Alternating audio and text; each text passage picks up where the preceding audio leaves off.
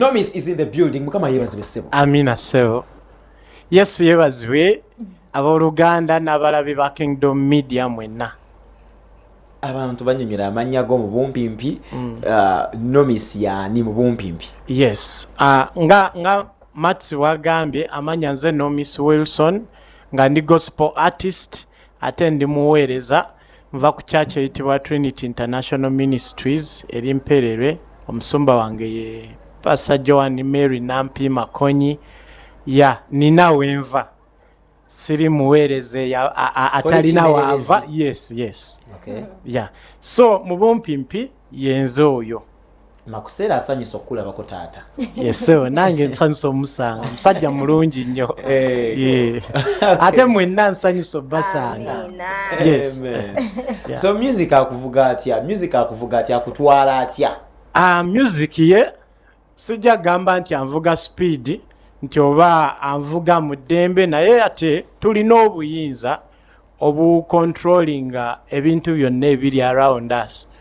So nze ndowooza nti ebiseera ebisinga it's not good okugendera ku pace yo nga gwe gy'oba oyagadde, naye ate si kirungi nnyo ate kugendera ku pace etasaana. So sijja gamba nti anvuga speed. Ndi mu kugezaako kubeera nti ntambula naye era ku pace esaanidde. Pace etasaana gyogerako yeefaanana etya? Tukubira ekifaananyi. Pace etasaana ye kubeera nti oyinza okuba nga oli ku level 1 naye ng'oyagala kuddukira ku level 3. Oyagala kubuuka ddaala. Ng'oyagala kubuuka ddaala. Nsanze mbadde ndaba omuweereza munnange segmento. Oyinza okubeera ku level ya Nomis n'oyagala odduke nga segmento. Kati yeyo gyengamba nga olina by'obuuse naye ng'oyagala kudduka speed otuuke ku Pastor Bugembe. So do you admit that segmento is a step ahead over you? Watuuse sinnatuukawo. Good, I love that. Yes. Mayimbe abayimbi bwatula mu kamera gamba oyo mwewulira naye nga kituufu ddala ensi ebeera musobola. Nedda sinnatuukawo. Okay. So how long have you been in the gospel industry and doing business professionally? Because oyinza oba wakulira mu church olina church gye wakuliramu obaddeyo ng'omuyimbi ng'omusinza ng'omutendereza. Yes. Naye profession wise ogamba ujjiwe omwoyo we yakugamba genda mu studio kati recording afulumya ne video? First recording nagikola mu 2019 neera nga bw'omanyi era nemala ne stoppingamu kaawo kuba bwe nali nkisuubira si bwe kyatambula, naye nga nakola oluyimba lwange olusooka baluyita singa omanyi na recording in 2019 awo nempozingamu kati nakajja okubeera active like 2 years back. Biki ebyakubuza lwaki wali opozingamu? Mostly finances. N'engeri y'okubeera nti kuba mulimu okukola music nobeera naye n'omwewuliriza n'emikwano gye around ne bagiwulira, then n'okukola music n'abeera nti atuuka ku audience gy'oyagala. So kati namala okirealizinga nti oyinza okukola ennyimba nga 2 naye nga gwe n'emikwano gyo mweka abakimanyi. So kati okanyagamba abantu ninde ennyimba mpitirivu. Yes. So nengamba no, I have to first strategize when mba njagala kuweereza Katonda ate nesigala ng'enjiri ate nze asigala nayo n'abeewaka, kitegeeza wali ekitali kituufu. Nengamba kansooke ntuule nsooke ndabe bakikola batya, nina kikwata ntya, kikyembadde simanyi kyendina osooka oyiga. So yensonga lwaki napozingamu kati nkomyewo. Okay. Yes. Break it for us. Nomis, is it biblical? Lyabajjajjaabo walisikira busikizi running your company, your business company. What is Nomis? So Nomis ng'erinnya siri abajjajja wabula nja kubannyonnyola nti oli asobola oli attachingako meanings nnyingi. Kati nganze ngenda bawaayo some 2 meanings eziri attached ku linnya Nomis. Nomis waliyo language gye bayita espresso.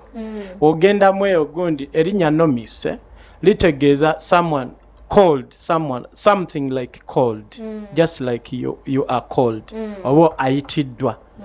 Then wano in simple logic wokola erinnya Simon no reversing ojja funa erinnya Nomis. Yes. Atubuza sipidi. Simon.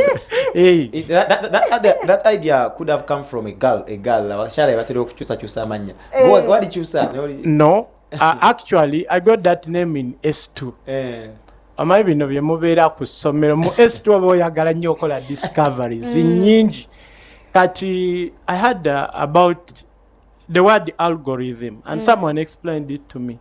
So that I used to scratch my head doing some stuff which so in preps I write a name Simon, then I wanted to reverse like words. Then when I reversed the word it sounded nice to me. So kati wekityo bwe kyajja inezja ne Nomis naye nze ŋŋanze okusinziira ku some research ze nakolanga nenkiwa meaning yakyo ŋŋanze.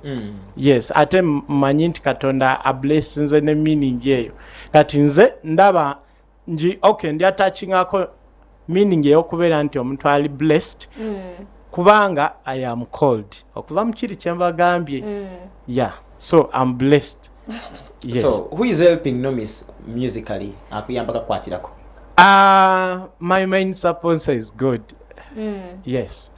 Kubanga mukama yangabirira nenfuna akasente okuva mu mirimu gye mba nkoze then nenteeka mu music. I have no sponsor ali awo nti gwe ngenda kugamba.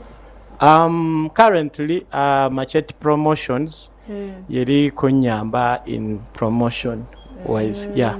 Okay.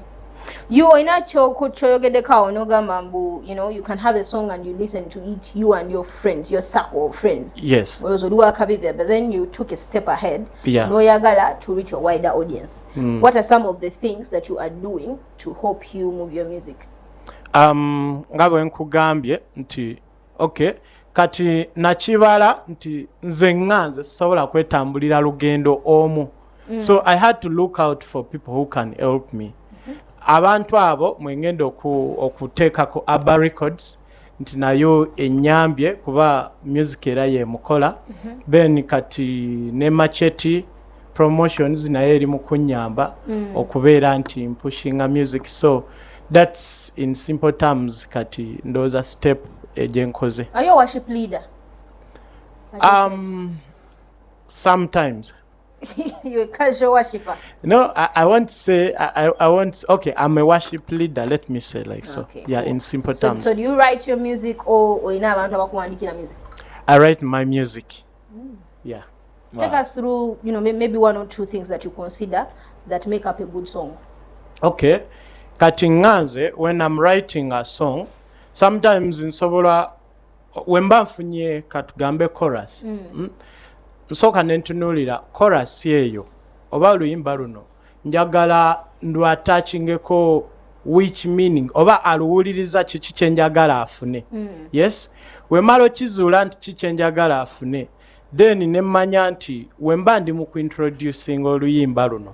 Yes, which words ezigenda okubeera nti zitachinga omuntu ne zimu driving towards my purpose. You understand?